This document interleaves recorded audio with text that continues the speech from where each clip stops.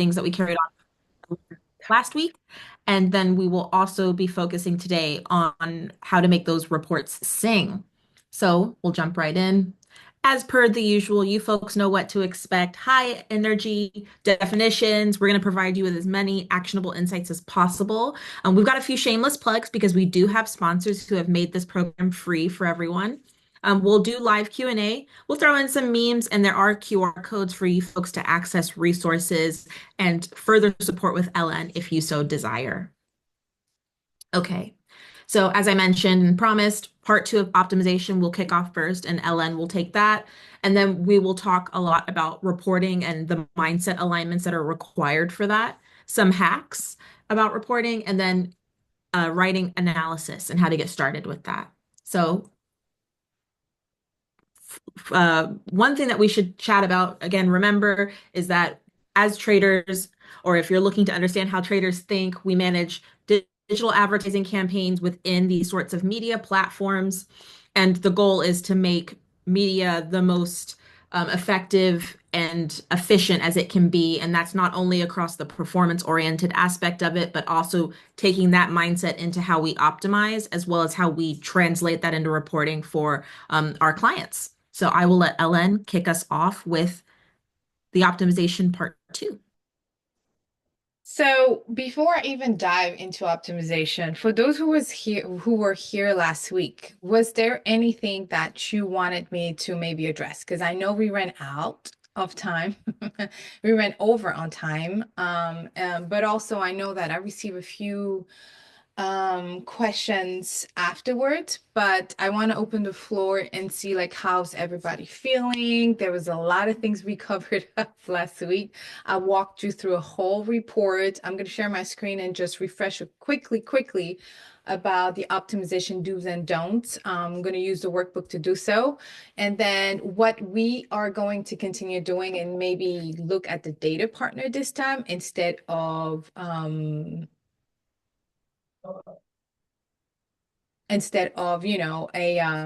sorry, I just got a Zoom.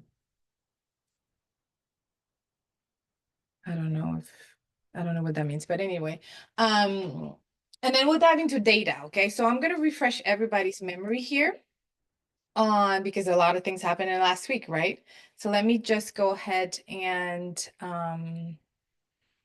share my screen here. I know how to handle sharing my screen. It's here. There we go. I'm going to share the big screen today. Okay. Okay. Okay. All right. So you can see me. I'm still in the middle of the screen, but oh well. Actually, it's okay.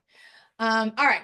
So last week, okay, before I get back into it, and most of this workshop is going to be focused on analysis and reporting. Okay, let me just start there. But like before we even, what are we writing about, right? Like you have to get your optimization sessions in. Like you gotta build up to that analysis session, and like for instance, Iesha, like, correct me if I'm wrong. Like how long from now that you're expert senior level leadership, from your junior years, like how long did it take you to want optimize, and then what did you have to do to like do the analysis and write it in your report? Like, what was your mindset then? Yeah. I mean, in the beginning, learning how to optimize was relatively intuitive and straightforward. Like, it was nice because it felt so simple. Like, Mhm. remove sites with bad CPA. CPA will go further down. Like it was so nice. It was like almost like a scale, like you're trying to balance. Um, and so that was very, very intuitive. I think for me and for other folks that I've worked with over the years, what's less intuitive is, well, I think we make a bad assumption sometimes that clients always understand what these metrics mean. It's Oh, important to keep in mind okay. that like we get so in depth with what Okay. these different pieces of jargon mean that we assume clients know what they mean, and that, oh, a client understands that mass reach is super, important for an awareness campaign. But it's like, do they always understand that, or do they always understand that, a lower CPA, may be really good on paper, but we can't this it's low CPA belongs to a particular tactic that can't Good. scale anymore. So we've Mhm. kind of hit that upper ceiling. So we may need to explore other items. Yeah. Right? Knowing that retargeting is not a bottomless pool in the same way that certain awareness-based audiences configured around reach are. So I think it's learning to how to translate and meet people where they're at, but also connecting back these insights to business outcomes That's and good. and making sure that, telling a client, oh yeah, like, we've improved consideration by 2%. That's awesome. You Yeah. know, but what does that mean for the client? Does that mean that they're going to see an increase in sales? Does that mean that they're going to see an increase in a brand lift recognition? Mhm. Maybe, the client says that they care about brand recognition, but maybe they really only care about sales and they're not sure how to articulate that. So I Mhm. think engaging with folks and sometimes trying to address the questions a client may have before they ask it is always paramount in these sorts of reportings.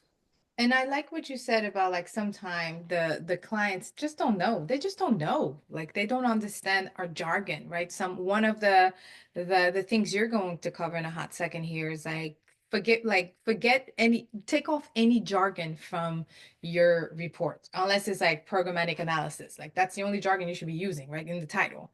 Because they're not going to get it. Like if you use words like conversion in your analysis, you should remove it and just replace it with the actual conversion. What's the conversion? Is it orders? Is it purchases? Is it visits? Is it signups? Is it whatever it is, engagement? Like replace that with that word. Conversion should not be in your analysis. Like here's number one. Take one note. If there's one note you want to take, is this one. It's like because even though some clients are pretty,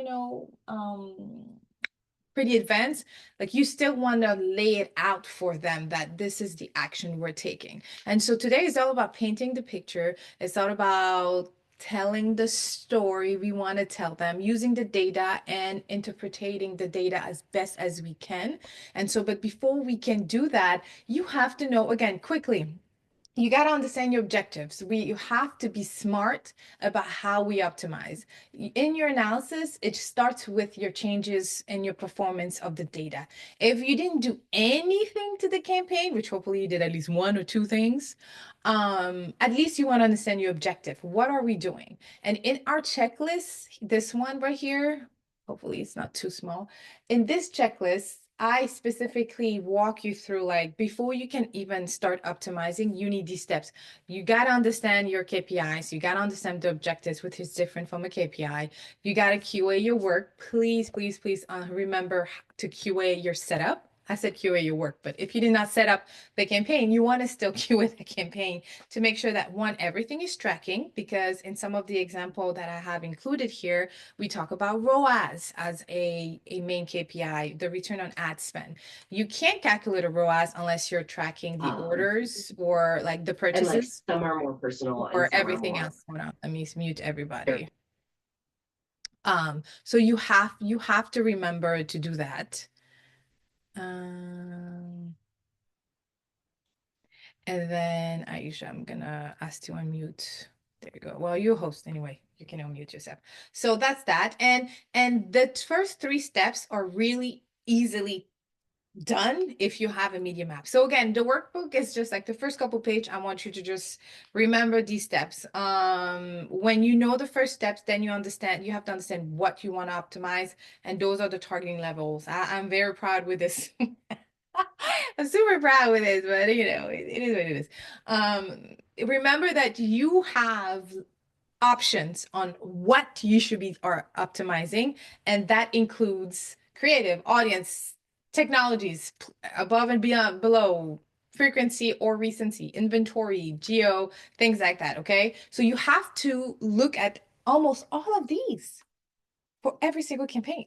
But I understand that if you only have 15 minutes or less, you want to be super, super strategic. And the way you do it is as such. You look at where to get started, which is this very fancy schmancy grid. We call it the grid. If you only have 15 minutes to optimize, you start with the optimization grid.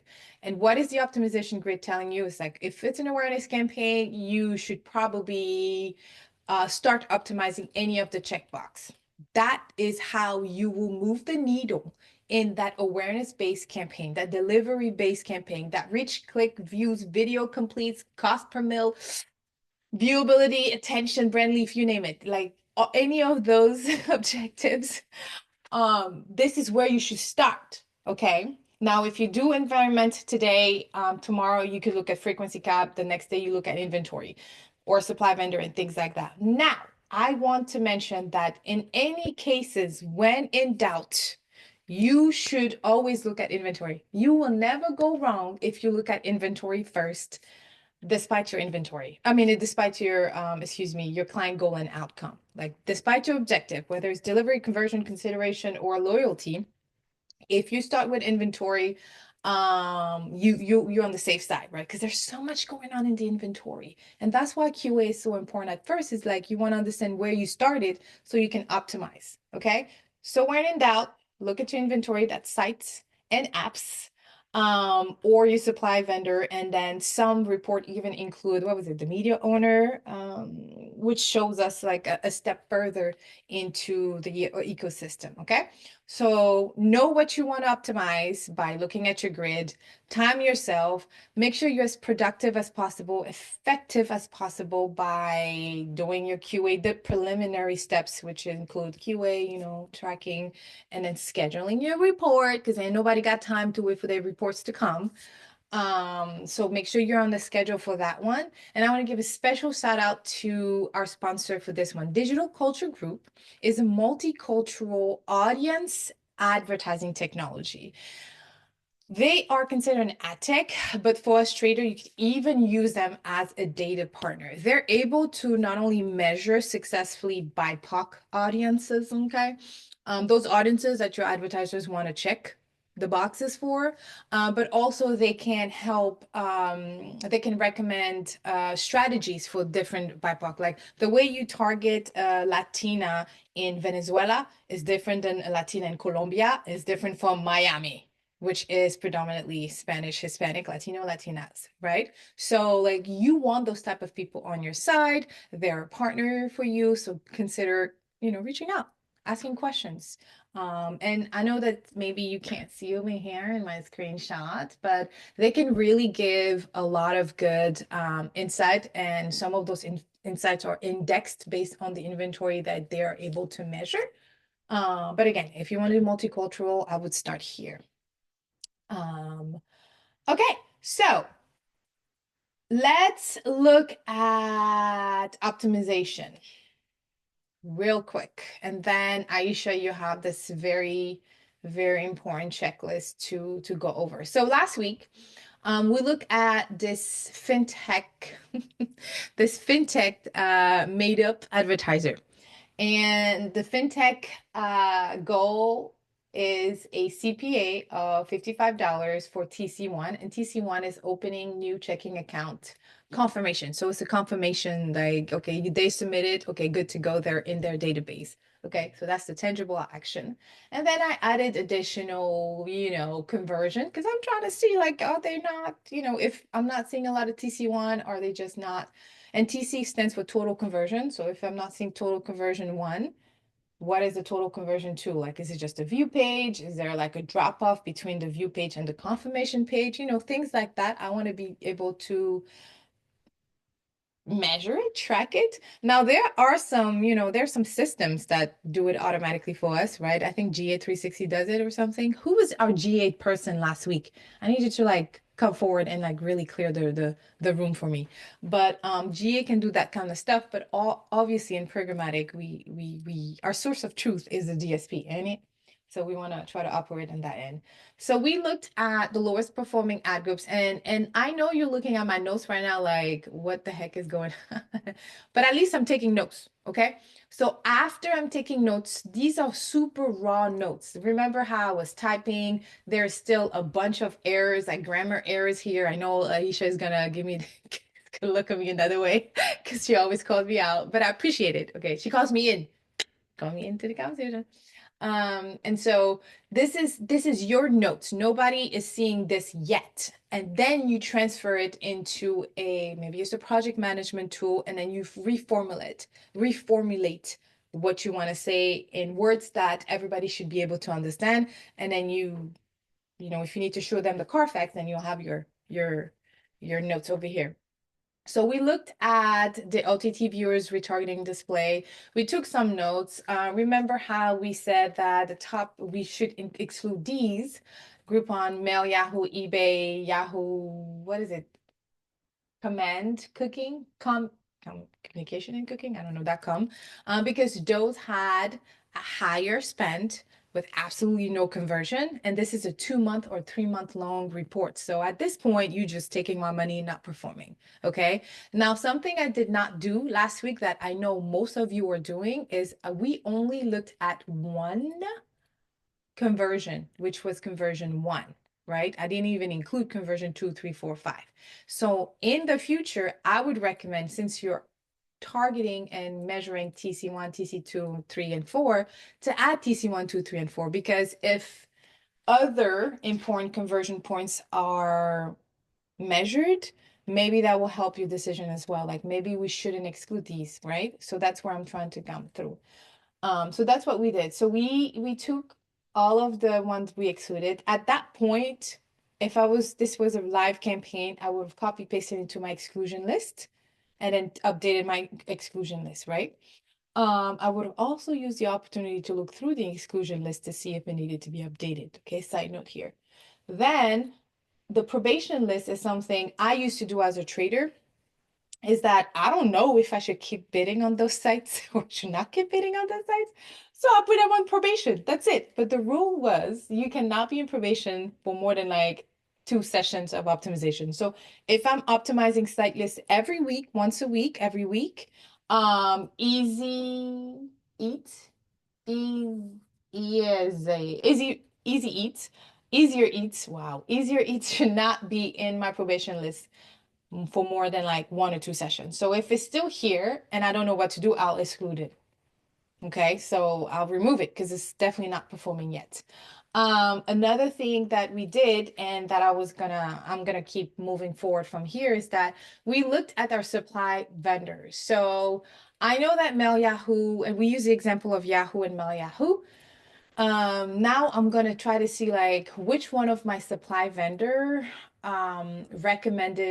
referred Mail Yahoo and Yahoo.com, and see if any of them have referred other bad site or exclusion site, and then either I can exclude them as a whole and not even worry about the site list to exclude, or I can reach out to them and be like, yo, this ain't working for us. Like, why is you share through is not performing at all? Like, can you come up with something? And maybe that's when additional curated deals come into play, or if they give you a direct deal or a private deal just to you with a very efficient CPMs, and then you test that, right? So that's how you build your supply path optimization. That's how you build your SPO toolbox, is by reaching out to those that are, well, not performing, and those that are performing, and telling them to expand.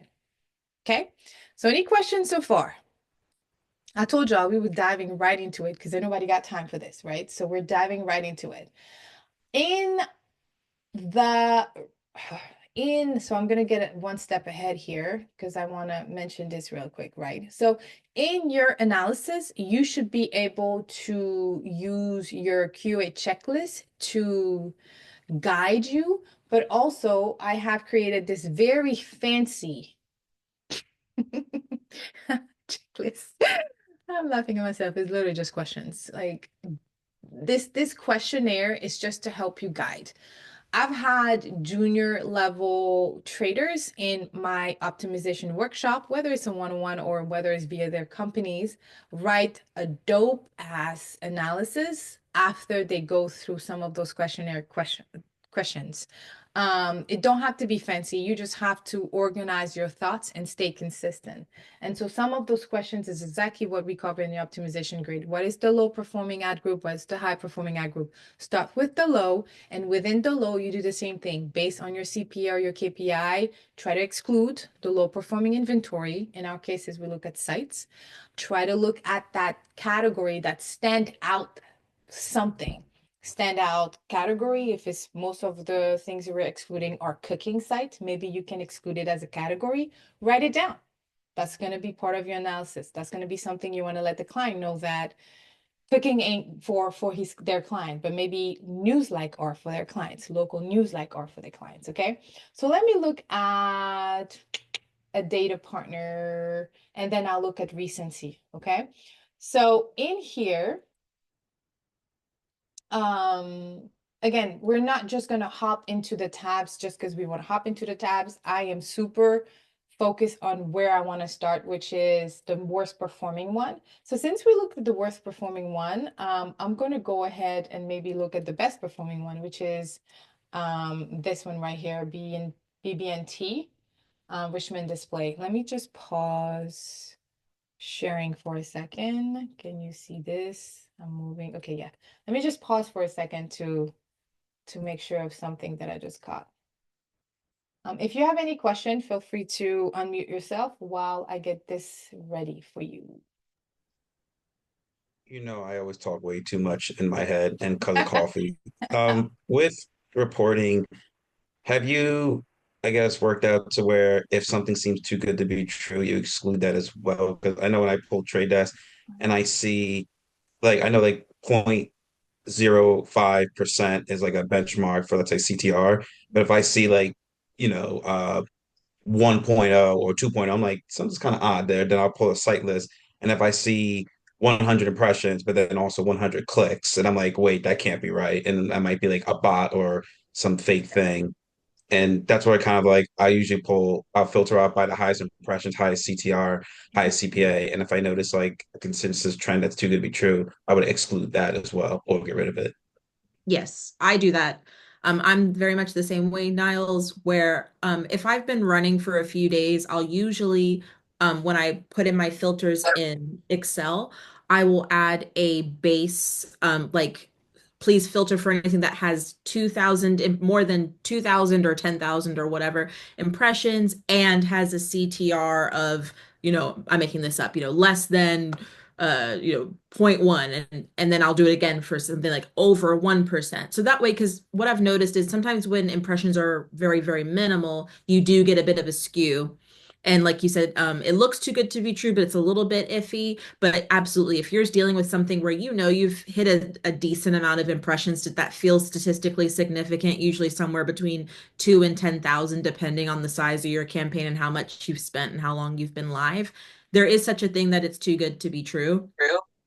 And yeah, that's not something you want to be necessarily on because the outcomes aren't usually going to end up being legitimate. I have absolutely seen people get super excited about a 5% CTR. And until I tell folks, I said, that's not even something you can usually expect in email. So at that point, your BS meter should go off because something is not generally correct there. Yeah, it's almost impossible in programmatic to be dealing with stuff that's well over 1%, and even that's in very rare cases. Absolutely a good idea. If it seems too good to be true and the performance is looking a little too easy, it probably is. And you're probably serving to bots, or the environment is a forced environment, and perhaps that's not what you're after. So, yeah, absolutely stay vigilant for the things that look too good to be true, as well as the things that, are not hitting the mark for you as well. Oh, thank you. Especially in the site versus app where, you get the fat finger click where like the ads are so staged so where it's like you're almost forced to try to exit app and then you want to clicking on it. Then I'm like, so then I'll pull the site report. And I'm like, oh, this device level seems extremely high. And I'm like, oh, then I'll click on it myself. I'll enter it in my phone. And I'm like, well, that's why, because it's like a 320 by 50 and it's stupidly small X. Absolutely, absolutely. I think that there's a lot about the intersection of quality that we could wax poetic about when it comes to stuff like this. And it's difficult, right? Because for us, there's hundreds of thousands of sites in some cases that we have to get through. And it's almost impossible to dig through all of them manually and quality test them ourselves and say, oh yeah, like this, okay, it seems a little high, but you know what? I had a good experience, so maybe it's legitimate, right? So, but yes, but even so, when you see it, I've had a few cases where I'm like, this is really bizarre. This website, I've never heard of it, but it's got incredibly great CTR and incredibly great VCR. And those are inversely correlated metrics. How can you be good at both? Seems a little sus. I'm a go. I'm a head out. So and I ended up adding it on my block list because just there's too many things about it that don't make sense. Awesome. Thank you. I'm using that for now on in my report calls. I'm like, yo, this is sus as hell. Yes, I will take that note too.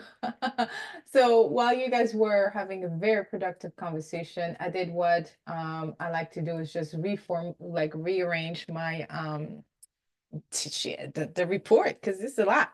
You want to get as organized as possible. Um, and let me just offer this very different perspective. I absolutely agree with you, Niles, and you, Iesha. That's why I have this thing called probation list. If you don't feel confident enough to remove right away because the numbers are looking too good to be true, and you don't have nobody else to ask about that, right? I would put him in probation list. But again, you can't have a probation list alive for too long. Like either you exclude or you include. I would also, this is the time to question your brand safety and your post verification partners. If you're running, I don't know, is IS post verification? I always remember because I've Yeah, only used them IS pre-bid. IS does post-bid verification. Okay. That's what the wrappers are. Okay, perfect. So reach out to them and ask them this question, like, why am I seeing this is so perfect, it's like too good to be true, like you said. Like, question them, go ask them, why is this happening? You should know happening, is this bots? Like, it's like you said, it's sus. But anyway, so that's when you want to put them to work. That's how you maximize their your partnership with them at this point, right? Because if you have one of them, it shouldn't happen in a perfect world. But anyway, so you got to reach back out to them and ask why this is happening. You got to look into that one tool that you're using. You got to upload it into John's Media or Analytics or whoever you're using at this point to assess. If you're using a partner, like let's say Digital Group Culture, you reach out to them and be like, yo, one of your audience is performing super good. Like, can you just make sure that this is happening? This is not, it should not hurt nobody's feeling when you question their inventory, because this is just what we're supposed to do. We're supposed to question everything. That's all. Boom. All right. So let me see. And then we'll get back into nows. Where was I? Okay. So I said this here, and I'm gonna say it again. Optimizing at the campaign level isn't as productive as you think it is. It's definitely not. I would say right now, you have to go down to that one tactic. It usually represents an ad group if you set it up correctly. Another thing I would say is that best practice is, because I think I heard you mention that best practice is to separate mobile and app and web, right? For the fat fingers, because mobile and app doesn't cost the same as web. So you want to separate them. So for like Truist Bank customers, Richmond display, I picked that, and let's say this was a good performing one. Well, we'll see if it's good performing. This should have said display mobile or display web, right? So maybe one of my recommendation would be to separate the two. But as a trader, you need to separate the two. Just separate it. Just separate it. Hold on, guys. It's so slow. Okay, cool. So the way this is looking, there it is that I have pivoted the data partner under the data element to show you like who's performing well. So obviously the dark blue line, just in case you don't know, the dark blue line is the total for that data partner. So Axiom, Data Alliance, Identity Alliance, which is Trade Desk. Wait, Identity Alliance, is that Trade Desk, right? The DMP for Trade Desk? No, it's the brand safety for Trade Desk. No, Identity Alliance is the DMP, right? The DMP. Okay, cool. And then mode. This campaign was running mode, but I think mode is deprecated at this today, right? So this is from 2022, and then place IQ with and things like that. So in my media map, I want total conversion 1 so total conversion, click and view conversion, to be $55 CPA. So my CPA should be $55. So if I scroll down, I see that I'm at $1.50. I should have looked into this ad group before showing y'all. So I'm killing it for this one, right? This is an ideal audience for my objective. My CPA is super, super low. And again, maybe this is when it's too perfect to be true. Maybe it's a great example of that. And now I want to reach out to Moat. And well, Moat doesn't exist, but let's say if it was IAS or Double Verify or even the trade desk and see like, yo, why is my CPA so low here? And is this legit? In a perfect world or in a perfect example, it's just loading. 1 second. So in a perfect example, I would look at that this time around I layered the additional conversion because I want to see like if it's going to help me make a decision here. But if I see that, let's say Axiom has a good CPA, who has the lower CPA? Yeah. Boop. Yeah, remember I'm going to use the colors because it makes it easier, but I have the total, so it might be jacked up. So this one is in green, but it should be in red. Okay, so $12 is the highest, 120, 165, $4. Okay, so 124 is my lowest CPA. So I'm gonna look at Axiom, which is the first one, and then I'm gonna try to understand why is it performing really well, right? So this is, it looks like we're targeting a competitor. So Truist bank customer, right? I renamed it. So Truist bank customers Truist is a competitor of our fintech because they probably have an app just like our fintech app, and their customers are using the app. So now I'm targeting people that are already Truist customers to maybe steal them, or I don't know, deviate them or re-engage with them. And so those are the most popular, the higher performing segments that I'm going to take notes of that. I'm going to say in my report, I'm going to say that Axiom is clearing at the most efficient CPA of X, and these are the audience included. Okay, so this is why it's so important to have a note taker, because you want to be able to copy paste. Oh, okay, it's still loading. While Iesha, I'm gonna pass it on to you in a second here so we can start reviewing some stuff, some analysis best practices so that I can save it as a binary, and that's gonna help a little bit. Okay, so I took note of that, and then I'm gonna add my quick note, right? Like Axiom, this data partner is performing the most efficient with an average CPA of what did I say? $1.40 or something like that, $1.49. Well, $1.49. And 38, 159, 150. What I'm doing is like I'm trying to see if there's a lot of spends, which 155 out of 1,000. I don't know, it's like what, 10%? With only 10% with only 10, 11%, let's say, of the total budget. Can you imagine if we had like what, 40% of that to move into that data partner? Okay, so now I'm just taking a note. I'm like, okay, well, we only spent $155 out of that $1,000. It's the best performing data partner. My CPA is way below my 55%.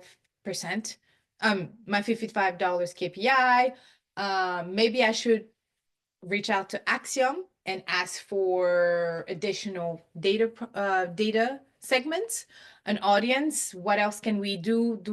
Is there a lookalike that they can recommend that we can buy from Axiom?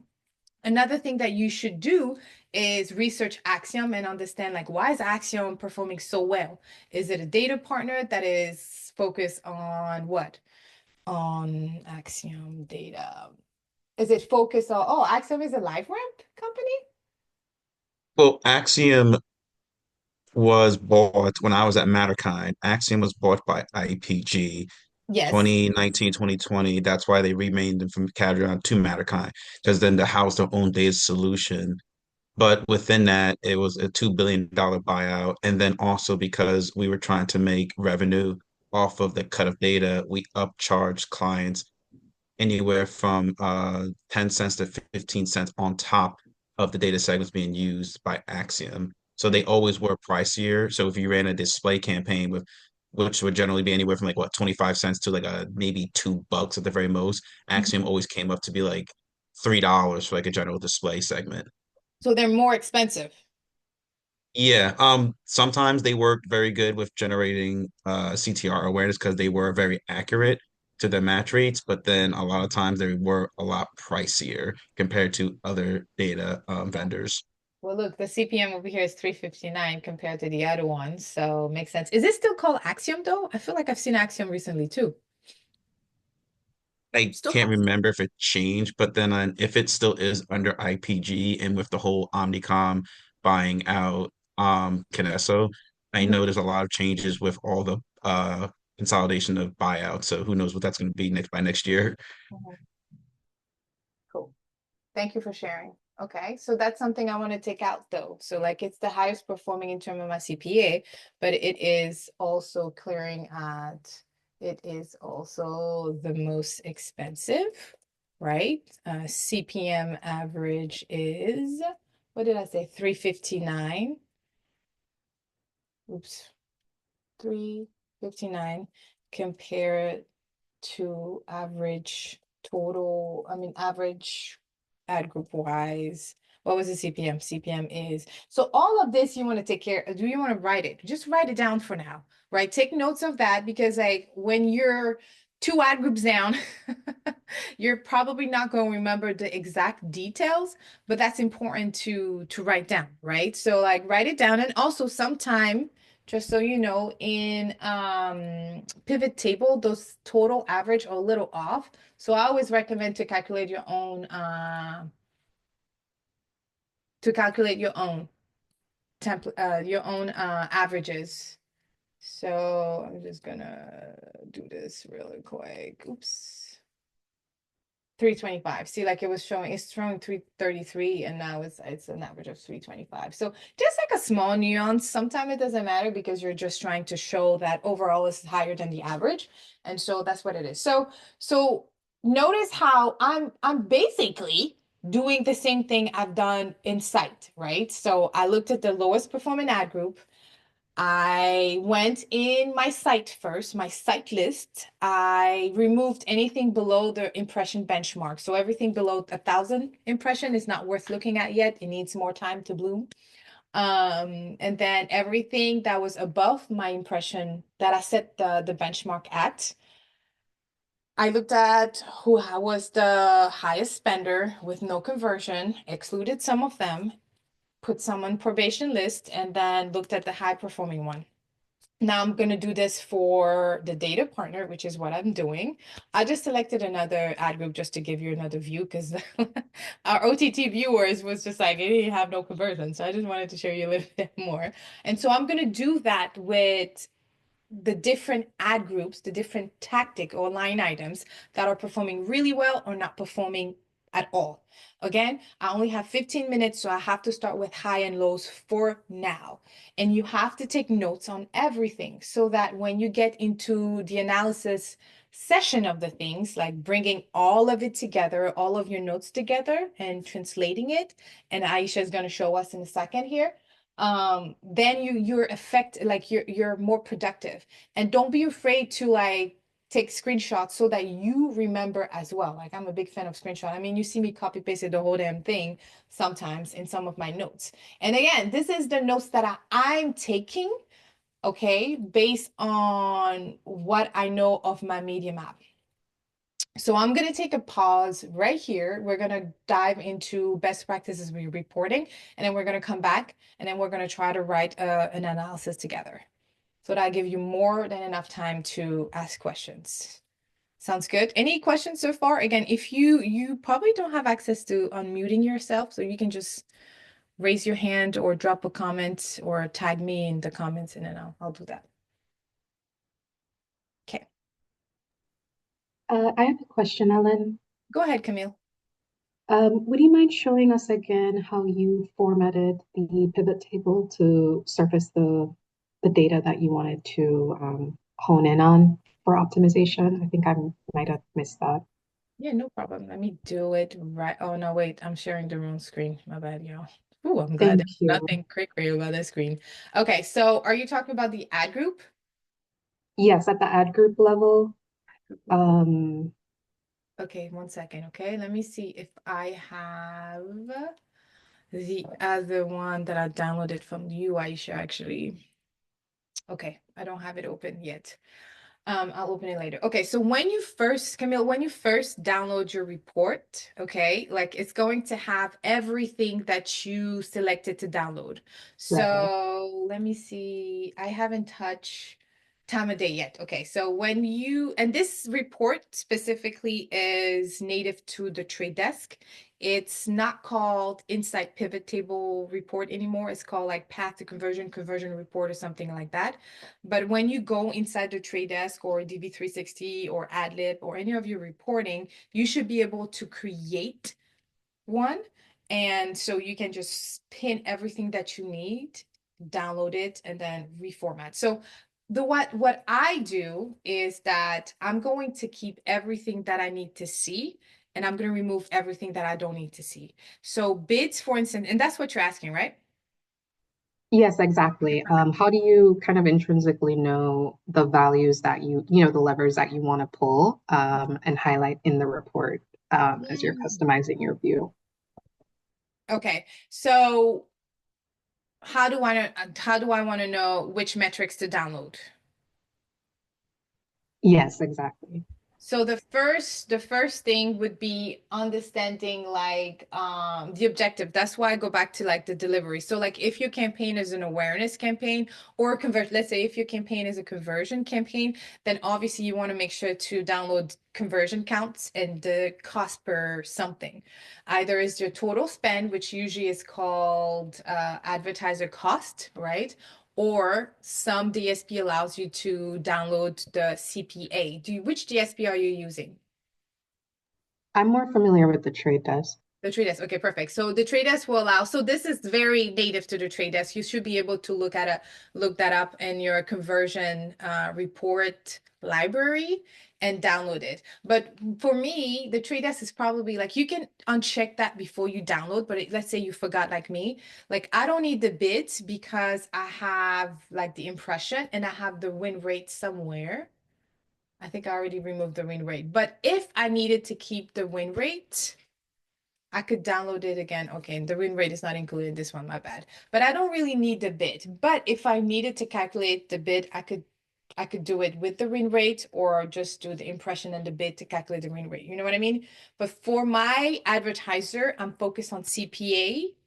The only time I will look at the win rate is if like I'm pacing way behind or my CPMs are outrageously too high or too low, then I would want to look at the win rate. If the win rate is really low and it should be maybe higher, then I know it's too competitive. What do you think, actually, Aisha, on the win rate? I think win rate is important if you're really noticing that you're struggling. Like you've maxed out the preferred CPM, Mhm. but you really want to make sure like I personally find it more important for things conversion based, like if you're using retargeting audiences and stuff, and you're like, oh, I'm I'm not getting as much scale as I would have hoped. So using it as like a tool to kind of ascertain maybe why there's a problem, and understanding if if you are not winning as many bids as you think you are, because the only way to know that is to pull that report, because you could theoretically have great CPM clearing rates, but you may be losing, sorry, or rather, you may have great clearing rates. Your CPMs actually might be totally fine, but there's just Yeah. so many people bidding. Like Hmm. maybe it's Q4, it's the holidays, and like the audience you're going after, everyone's going after, Yeah. and it's really not your fault. or there's like a particular you maybe you've gone after a certain PMP or a P not PG so much, but a PMP or some sort of, bid multiplier and it's still not enough. So I think it's a good directional tool. But yeah, I mean, I only really use it if I'm dead set that I want to be Mhm. increasing my scale or Yeah. if I'm trying to diagnose a scale problem. Yeah, that's true. That's a good point too. So again, so the win rate is like one of those metrics that could be very important, but you should definitely add it if you're like under pacing for sure. Or like you super like she said, your CPMs are looking hella crazy. And so I'll keep the impressions, right? Because I want to see like, okay, how we're doing overall, because those are one impression. I always look at the cost budget, like how much did I spend? Because if I'm spending a whole lot, and not seeing the changes, not seeing the results that I want to see. Again, this is a CPA-based campaign. So if I'm not seeing no conversion, then I don't want to keep spending with this particular lever, right? So I'm using time and day here, time and day, well, hours of the day. So I'll keep the impression, the cost, which is this man. I don't need the average bid CPM because I'm not looking at that, but I'm looking at CPM. And then because my eyeballs are working a certain way, I'll reformat and add the dollar so that I can see that, oh, this is shmoney, right? This is shmoney. So I'll add the dollar sign in cost and CPM, CPCs, and then CPAs. Oh, it's taking a second here. Sorry, guys. And then I'm a little fancy, so I want the dollar sign to be next to the number. I'm sorry, like this is just me, but it could be anything. So here it is. I'm gonna add it. I'm just changing it to currency. You can stop me if you have any questions. And then, oops, I'm gonna slide over here. And then the CPA here is total conversion click view. And I don't know if you were here last week, but I mentioned how sometimes I would want for some conversion-based campaign, some like action-based campaign, or even consideration, you want to see the difference between view through conversions and click through conversion. And so that's something you would want to drag down from your pivot table into from your fields, like your settings, into your pivot table so you can compare. And something that I like to use is conditional formatting. And so this conditional formatting is just coloring it up. Like, so if you come to color scales, the first one will color from the lowest to the highest, from red to green. And so if it's a conversion count, you want the highest conversion to be as a green number because it's a good number, and the lowest conversion to be as a red number. But for cost, so if I go to, let's say my CPM, I want the lowest number to be the same, right? So it really depends what you are trying to do. Like if you want, sorry, it's taking a break here. If you want the most expensive item to be measured, to be colored, scaled as red, then you choose the other one, okay? So like I like to use these. There's the second one that's in blue, red. It really depends on you. And then the data bar just shows you this. Like it really depends how you want to visualize it, but you should visualize it because guess what? Now I know that for my ad group, and let's say we're gonna select, again, you have to do it by this one ad group. So I'm just selecting one ad group. Okay, behavioral healthcare display. For this one ad group, now I know that, see how it just changed? Like it was a little bit more green, blue, green and red. Now you have like zeros showing up. So like for this particular ad group, we know that no conversion happened at, well, view through conversion, excuse me, happened at the hour of this hour. So I'm going to put in red. And then this hour, so I'm going to put in red. But then like 23 conversion happened at 11 a.m. 11 p.m. at night. That's interesting. So wouldn't it be safe to say then, because I do a lot of time of day changes in trade desks to where Oh, yeah. we just know like a majority of the population isn't really up until like we're seeing right now between 6 and let's say 11 p.m. That's when people are either going to work or they're still on their phones scrounging. Mhm. Same thing in the afternoon. And so I've noticed to where a number of people surge in activity online and on laptops because it's the end of the day, end of night. They're just scrolling through, not sleeping. And that's where I would change my day parting and say, hey, between the hours of, let's say, 6 a.m. through 10 p.m. is like the most prominent, and then less activity or no activity for the remaining hours of the day. Yep, absolutely. I Yeah. absolutely agree with that. You will also notice a lot of times bizarre patterns Mhm. at odd hours. Overnight. Um, Yeah. you'll notice things like VCRs are like impossibly high in some cases, and CTRs are impossibly high. And that's because, as you've already alluded to now, is people are probably waking up, checking their phones, and kind of zoning out or falling back asleep. Mhm. But what you won't notice most likely between those like early wee morning hours is people making purchases. You will not notice that. So it absolutely stands to reason that either bidding down or completely day parting your delivery makes a lot of sense. Yeah, yeah.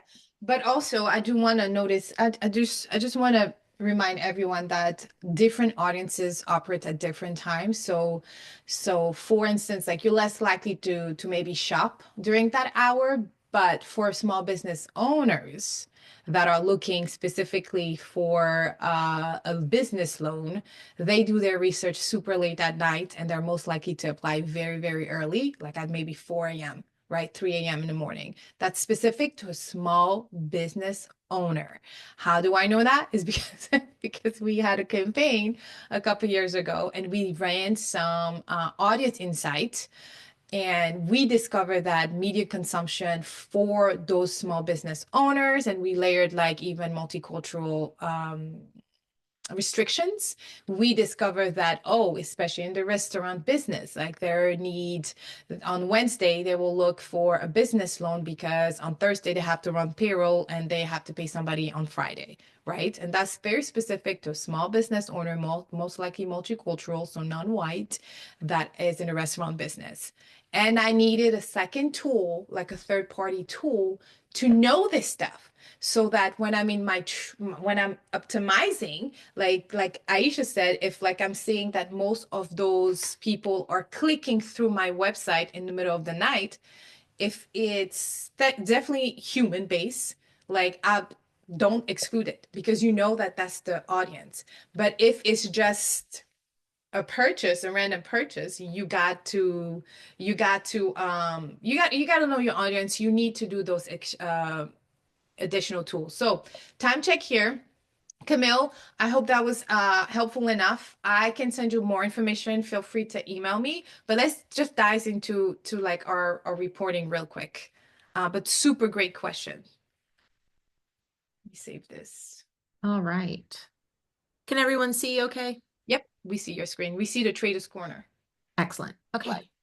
So we're gonna switch tack a bit and we're going to focus on reporting for the remainder of the course. So we all know how it feels to be on the receiving end of a poor report. And honestly, most of us know what it's like to also write a very poor report, where maybe we're pressed for time or the client's like, it's Friday afternoon and my boss has asked for like a recap going into the weekend.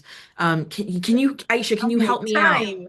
And you're just really crushed for time. Mhm. And so you kind of not phone it in, but you're just really not, you don't necessarily tell the best story. So some of the things that you may notice are you're focusing on just the pure metrics and they're not connected to anything else. It's just like CTR is X, VCR is Y. You're not relating back necessarily to the client's business outcomes. Is the client attempting to move the needle on sales?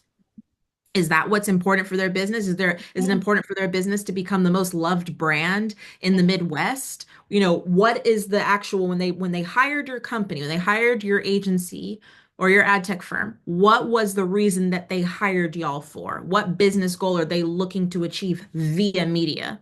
And does the report actually contain any of those nuggets? And a lot of times these reports don't. The next thing is that Unfortunately, they're jargon heavy. We're using things like FCAP and ROAS and CTR and CPI and CPA, and we're just really focused on the jargon that comes very natural and easy to us after years of doing this and being in it all of the time. But we're maybe not looking to translate that into clean English or whatever language we're choosing to write our reports in for our clients. And then generally because of all of these things, we're lacking a coherent story. Um, why does the client care that CTR is 0.1%? Is that good? What does that mean if the client's eventual end goal was to increase sales by, 2% this quarter? Does CTR have anything to do with that? It might, but you haven't connected the dots for that client. So they don't understand. And so they're sitting there like, well, that's nice. Clicks are cool, I guess, but doesn't mean anything to them. It doesn't include recommendations or it doesn't have any next steps. So you're saying, okay, well, CTR is meeting benchmark, VCR is meeting benchmark, CPA is meeting benchmark. Yeah. Yeah, this creative isn't so hot. The 320 by 50 hero image, it's not doing so hot. But yeah, but we're not too worried about it. Okay. Well, we'll check in on it next week. Doesn't really provide the client with a very stable sense of comfort or understanding. And then to finish that point, and this is probably one that's not thought about very often, is that reports should alleviate and anticipate client concerns. And what I mean by that, if a client is telling you, hey, we came up with this new creative and like we're all kind of anxious to see how it's going to play out. And they tell you this on a Monday, and then you have your check-in with a client on Thursday, and you don't bring up how this particular creative is performing. You're missing the mark. You're not servicing the client correctly. They told you that they're anxious about it, and you haven't picked up on the fact that I should probably be reporting about how this is doing compared to the other creative that they have in rotation. So you want to make sure you're anticipating those client needs and you're alleviating those client concerns. Hey, actually, client, that new creative you put in rotation, it's doing excellent. We actually think you should retire the old creative because this one is a runaway success. And that's because of X, Y, and Z. Or actually, client, we're not seeing the traction on this new creative that you talked about on Monday that we introduced. However, we do think it's a little bit too early. Let's give it another week to get our feet wet with it, and then we can reassess. Minor stuff like that. So what makes a good report then? So we know it's ugly. Now what makes things great? So having a stronger mindset, right? Thinking about performance focus instead of just metrics focus. And you're probably like, well, that sounds similar, Iesha. Performance focus meaning that you're telling that story, you're providing that very clear link between a business outcome and what's happening in media. So you're providing that, and that leads to the next point, which is demonstrating the clear impact on the client's bottom line, whatever that means, whether that's, like I said, improving the client's favorability in a specific geo or improving sales in a specific quarter or year. Using plain, easy language, however that looks. Try not to rely on jargon. Some jargon is going to be unavoidable, but there's no need to like chock a block full of like all the latest and greatest KPIs and Yeah. very unique words specific to programmatic. You have to also think that if a lot of times when we work at agencies, clients are not only hearing your report, they're also hearing the report from the paid search team. They might be hearing from affiliates. They might be hearing from paid social, and whatever other services that they have bought. And every single team has their own jargon. For example, in paid social, right? It's a view rate is defined totally different than how we would define it in YouTube and how we define it in programmatic. Those are three different definitions. And a client's having to think, okay, view rate. Well, Iesha says the programmatic view rate is good, but the social view rates isn't as good. Is that the same thing? The client's not a native in these platforms. So again, it's important to make sure we're being very clear about how we interpret and define these things.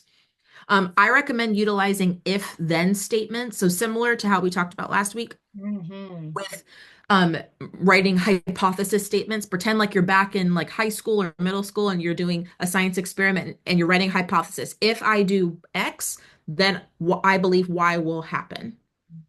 Writing those sorts of statements, it becomes easier to support a story that if we remove poor performing creative or poor performing tactics, then we will see this improvement. That's a way to start. If telling a story is difficult, that can be a really easy way to kind of nudge in. And that also leads to like the so what, right? Having a so what mentality is important because again, clients don't necessarily always understand why. Again, I'm going to pick on CTR. I hate CTR as a metric personally, but why Yeah. CTR is or is not related to sales and I love that. what the general outcome is. And so finally, a good report offers actionable insights and recommendations as well. So Yeah. we'll take a quick look. Oops, I hit the wrong button. Okay, it's going the wrong way. One second, sorry. There we go.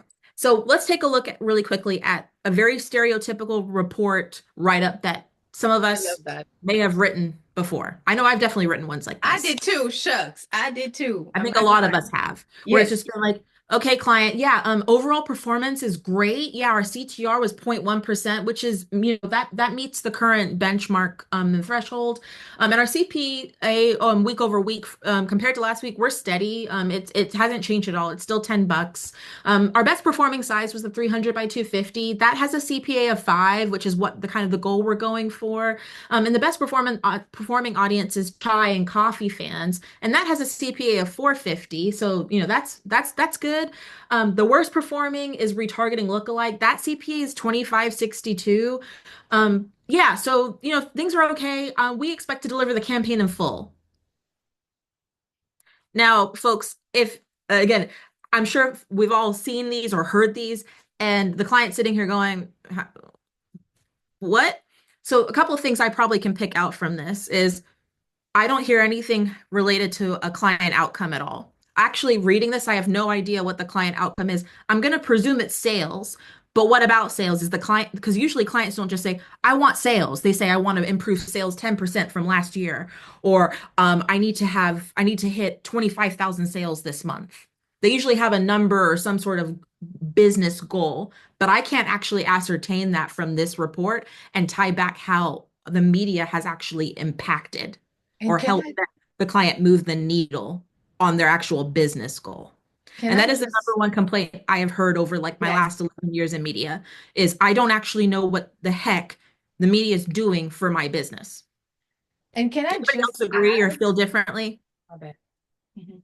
No, I was going to say, can I just add to what you just said, Iesha, is that sometimes we feel like we're repeating because they should know this stuff because it's their brand, but please don't assume that they should know their stuff because it's their brand.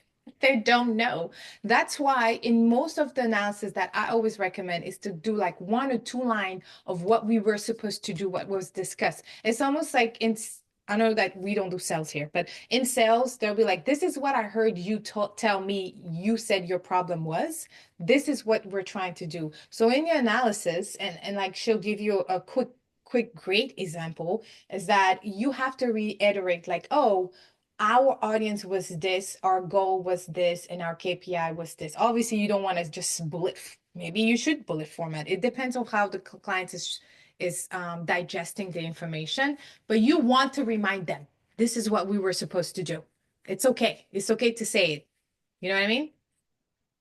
Would So it help with reporting? Because at least when I was doing reporting for PHM for the organized birth control brand, we would say like the same report you were showing, like, oh, hey, performance was this is what's coming out to. But then also we said, hey, in order because this increase or decrease is Mhm. due to optimizations of XYZ, because over the last couple of reports, we saw 1, 2, 3. We decided to make this change last week as of whatever date, and now it's we pulled the report as of day of yesterday, whatever it was, and then we saw the improvement. So we think that's a correlation effect that's yeah, happening. yes, and that's exactly like that goes into the recommendation and next steps piece. Absolutely. So that's definitely a part of it, but at the end of the day, I'm curious, Niles, did you folks have like a particular business goal you were trying to move forward for that client, and did the reporting reflect that?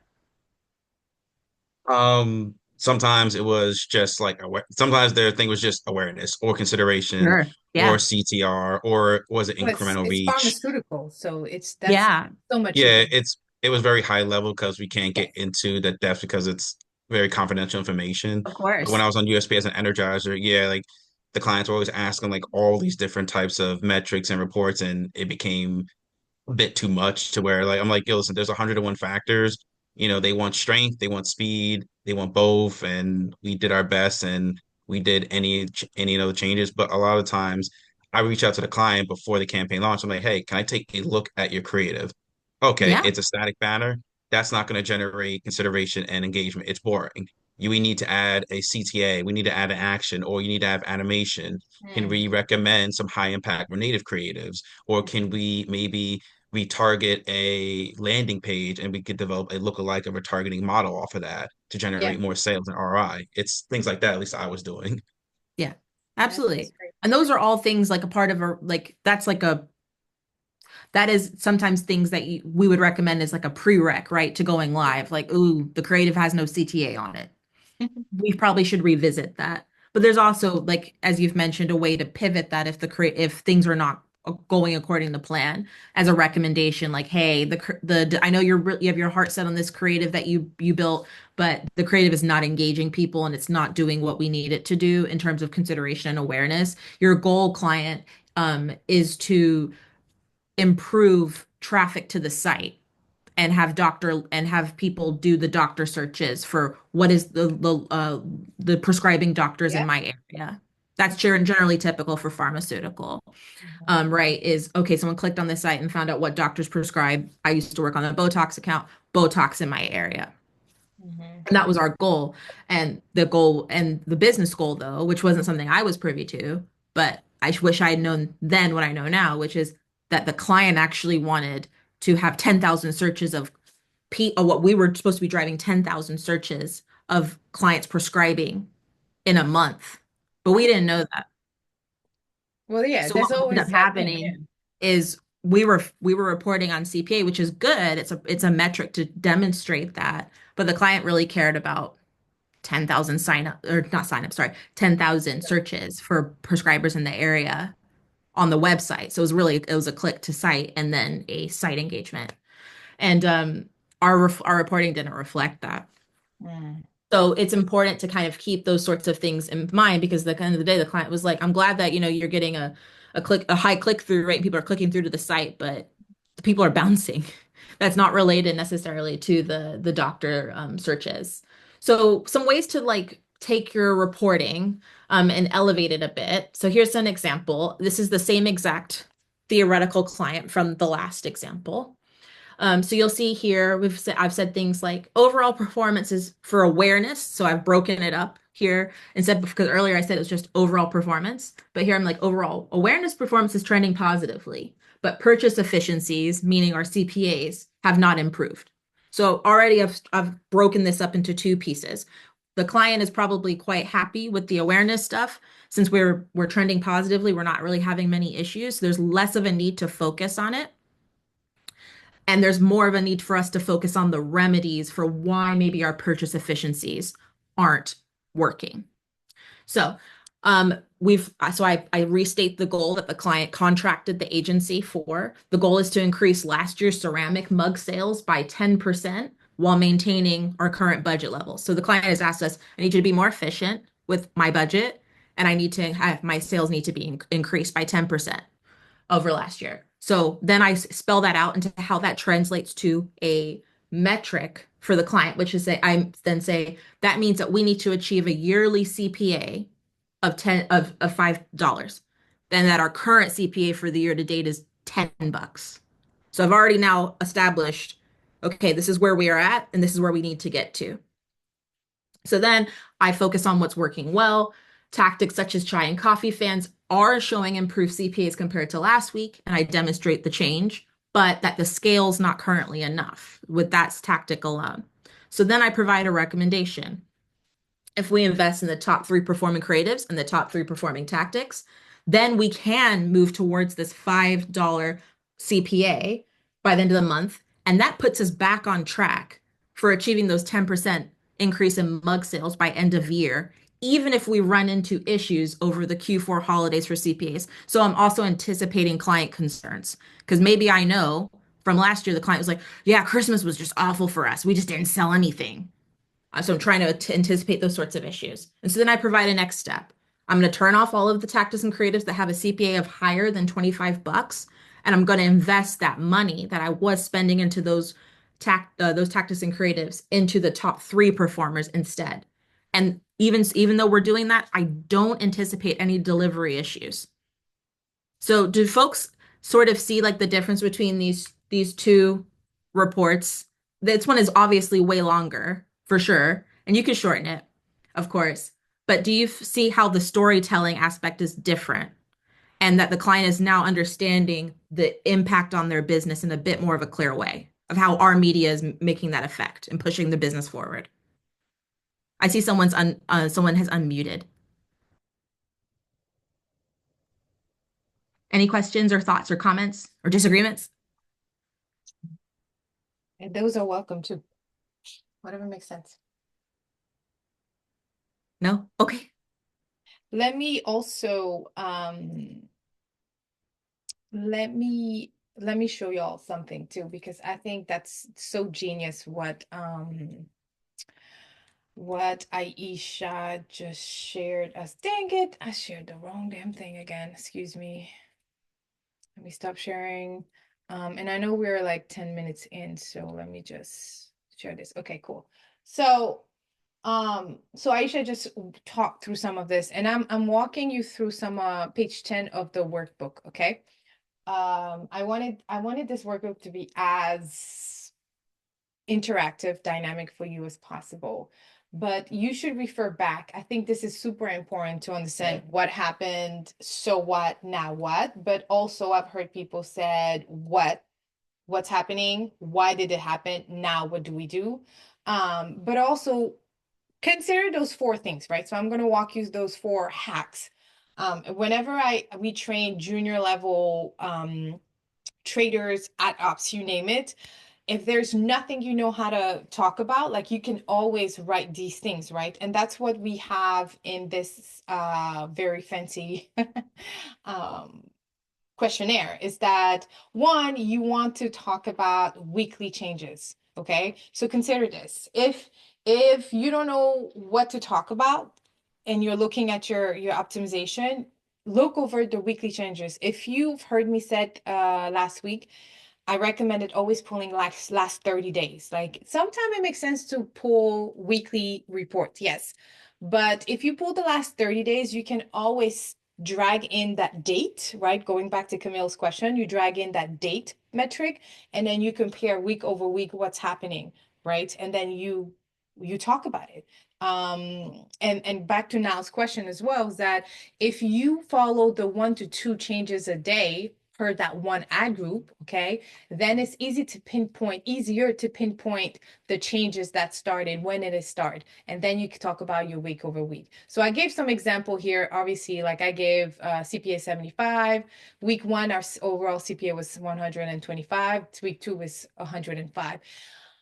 I'm all about working very smart and not as hard. And so do me a favor, go ahead and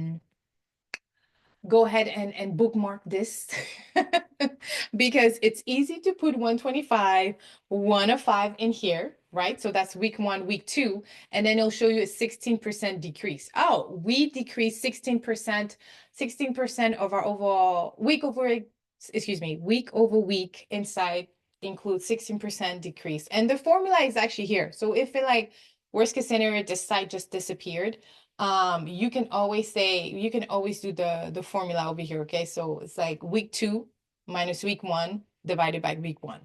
Okay, value 2, because that's the second value that you're trying to calculate, minus value 1 divided by value 1. Super easy. But again, bookmark this. And so you can talk about this. So I had this example, although our benchmark is 75, this is the first 2 weeks of our campaign. We started our week's average CPA is 105 this week. Last week was 125. The 16% CPA decrease week over week is likely due to optimization completed, removing sites with no conversion, and an average CPA above our benchmark. And here's the example, right? So you have to explain it. I would also challenge you even to stay away from, again, jargon words. Like Iesha said, optimization can be considered a jargon word. Conversion is a jargon word. Like, replace this with likely due to performance changes, data-driven changes, removing websites or sites or publisher media owners, whatever, with no purchased, no signups, no page view, whatever that conversion is, at the average cost per view, whatever. Okay, so name it, like say it out loud. Primary KPI is 108 million quarterly. I remember running like a campaign where the revenue was a KPI. And so what you should do is talk about it, right? You started revenue generated, measured revenue was here, and then now it's here. Camille, I see your question. Can you unmute? No? Has to Yeah, unmute. thank you. Thank you both. I wanted, if I could, to just touch on what Iesha just walked us through in, enhancing the reporting. Just that last slide, the very last bullet was probably the most impactful for me, where she showed, despite these changes, we're on track to, make X goal. And I realize that's probably a hypothetical situation or scenario, but was it the media math that Ellen was just walking us through that you were able to kind of make that projection? Or No, sorry, that was a completely made up example that I pulled from an old report I've got in my archive. So no, it's not an example that's related to the fintech one. This was an ecom client that I adapted information from. got it. Yeah. Okay. So not real, sorry, not like, or I had to obviously obfuscate, but yeah, not in exactly a real client or a I, real exactly real scenario, but adapted from real life, I promise. I love the recommendation. I was just looking to see how I could kind of emulate something similar. Yeah, yeah, absolutely. I think one thing you could look at, so for example, if you're saying like I think what you're and let me know if I've got this off base, but you're saying the last part was like I'm gonna do all these things, but I don't expect problems with delivery. I would take a look at, like, I would have quantified that when I ran this report and I came up with these ideas for my client. And how I would have done that is I would have looked at what my budget was. So let's pretend I'm bad at math, y'all, for real. Let's pretend it's a $10,000 budget for the month. And I was running, let's say we'll pick on Trade Desk, and I was letting the system auto allocate. And obviously, it was picking things that the system would auto allocate according to what was likely to deliver in full and with the most ease, right? The computer just picks things that are the easiest and have the most scale, which, I'm not hating, has the most scale, but also is likely to hit my metrics and hit my goals. But because of that, maybe something else is getting choked a bit. Maybe, like I mentioned, retargeting lookalike had quite a lot of scale, but the CPA wasn't as tight as I'd like it to be. So instead, I was like, well, giant coffee fans, I'm only able to spend $100 like a day on that. So I know that's not going to get me to the full, or maybe not even that. Let's say $20 a day. That's not going to get me to $10,000, delivery in full by the end of the month. But there's another couple of tactics that will. I'll make one up. I'll say yoga practitioners, and yoga practitioners is able to spend up to $2,000 a day. I've only been spending about 500, but on some days I've noticed I've gotten as high as 2,000. Mm. So I'm noticing, okay, well, if I take the highest amount that I've spent over the course of like a week or a month or whatever it is, and I take that theoretical number and multiply it by the amount of days I have left, I should be able to scale. The only reason that it's not scaling on its own is because something else, the system has favored a different ad group. So it's just about maybe taking that extra minute and looking at like how, not your necessarily your spend of yesterday, but Mhm. the spend for those ad groups over a larger period of time and coming out with like what you kind of reasonably expect to be average. And you may have to do some adjustments, but that's generally how I approach it. I'm looking at, okay, I can probably spend up to this amount to the, and then I do the math. And I'm like, okay, yeah, I should be able to deliver in full, no problem, because 2,000 bucks a day and I have 20 days left. I would be able to way over deliver, and I've only got 10,000 bucks left in the month to hit my goal. So I'm good. I'm not worried. Is that helpful? Yes, yes, thank you. Yeah. That makes sense. Thank you. Thank you for the question. Okay, so we have a few minutes. So I'm just gonna go through the last few things. So weekly changes over week, cause and effect. Did we make any new changes? Did we remove targeting? Did we exclude anything? That should probably be mentioned in the report. The new, I call it the new. It's like when you look at your site list, can you pinpoint the category, right? So we went over it the last two optimization sessions together, where for this example, for instance, I said 25% of the conversion are generated by a WTKR, Washington Post, and WRAL, which is local sites. Consider a direct deal with, I don't know, a news guard. This is not on your thing, but oh, anyway, for Pro News from Proaska, you name it, right? So that's how you can suggest the new. The new part two is you can suggest like from a strategy perspective, like if we're targeting mom with chai tea, maybe we can target mom who read local news, right? Like a different tactic. Or you can look at a different channel, like should we retarget natively? Should we re-engage and do, native contextually? Should we have CTV or things like that?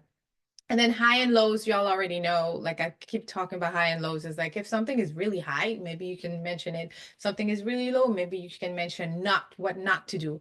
Because if there's something that we don't do well in reports as well, is that we don't talk about what failed. And you should talk about this. You should always talk about two things that worked and maybe one thing that an opportunity that you had to learn from a failing thing, right? And so if this tactic is performing poorly, we know it's not working. We can choose to exclude, we can choose to pause, we can choose to reduce the budget, just like what Iesha said. If something is working really well, you can do the opposite, is like pump it up into his own tactic. And so that's the type of things you should be included in your report. And those are just example. But again, like cause and effect, new week over week changes, whatever that looks for you, you should be able to add that based on the report. And it all starts, like I said, with this phase, like this session, when you're optimizing and you're taking all these notes, and then you can come back and say, like, well, if it was $1.49 this week, was it at $1.69 last week, and why? All right, I know we have about 2, 3 minutes. I can extend, I can hang out for about 10 minutes. Um, do we have any questions? This is your moment, guys. Next week we're not meeting, sadly. I don't know if it's a Good. question, but I'm always yapping my damn big mouth. One of the things I found interesting with either something of engagement, CPA, or conversions ROI, and I Mm-hmm. think you mentioned that like your inventory of where you're running at, like whether it's the exchanges, SSPs, or publishers, becomes very critical. And when I pull a report, when I want to look at the publishers or exchanges, a lot of times I like to reach out to that partner, either that exchange or that publisher or even that PMP, whoever's giving it to us. And I'll say, hey, here is the report that I generated, and it's showing that we are running against the sites and they either have whatever high, low of impressions, CTR, whatever. Can you guys looking into this yourself and what the sites look like? Or can you guys optimize to remove the lower performing ones on your side? Or can we curate a PMP that can hit my audience or interest vertical and give me sites that are most prominent for high engagement or for driving sales or ROI, and remove any of the maybe awareness sites that they have that just get, say, one in a giant pot. Oh, that's pretty good. I get nerdy with this stuff, so hey. I didn't hear the question, though, Niles, right? There was no question. So, I know I said it wasn't a question, it was more like Okay, okay, good, good. an No, that was insight of good. what I do. That was good. And I think we really appreciate you sharing now. I know you always say you talk a lot, but I feel like it's really important information. And sometimes we just have to take time to give more details, give more information, and talk a little bit lot because it's a whole lot. And that is okay. So we appreciate you sharing because I feel like even me, as I'm not actively trading every day, you're still dropping a lot of nuggets, like what you said last week about Yahoo and Mail Yahoo. I know. I've been trading for a whole lot of years. So thank you for sharing. 6 years of headings of different agencies. So In different verticals. In different verticals. Any other questions or comments or feedback?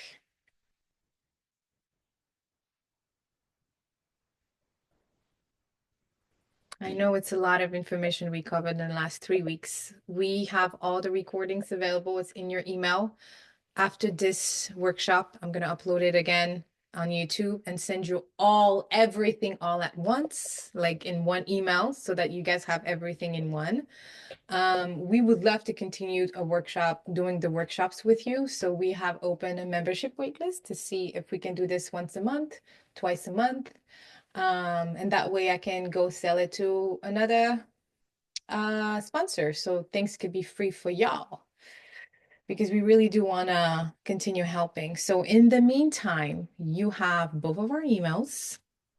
Okay, we are only one message away. I want to wish you all a fantastic rest of your week. I'm honored and grateful that you made the time. And then take a break. Go jump. Go kiss a baby. Go do something. Hopefully it's your baby. And then take a break from the monitor because there's a lot of things you absorb today. If you can, feed your soul, do something that you love, and then dive right back into it. But thank you, thank you, thank you again. And then you will hear very, very soon on the next workshop, which is supposed to be the first week of March. If there's no other questions, thank you guys. Have a lovely day. thank ya. Thanks.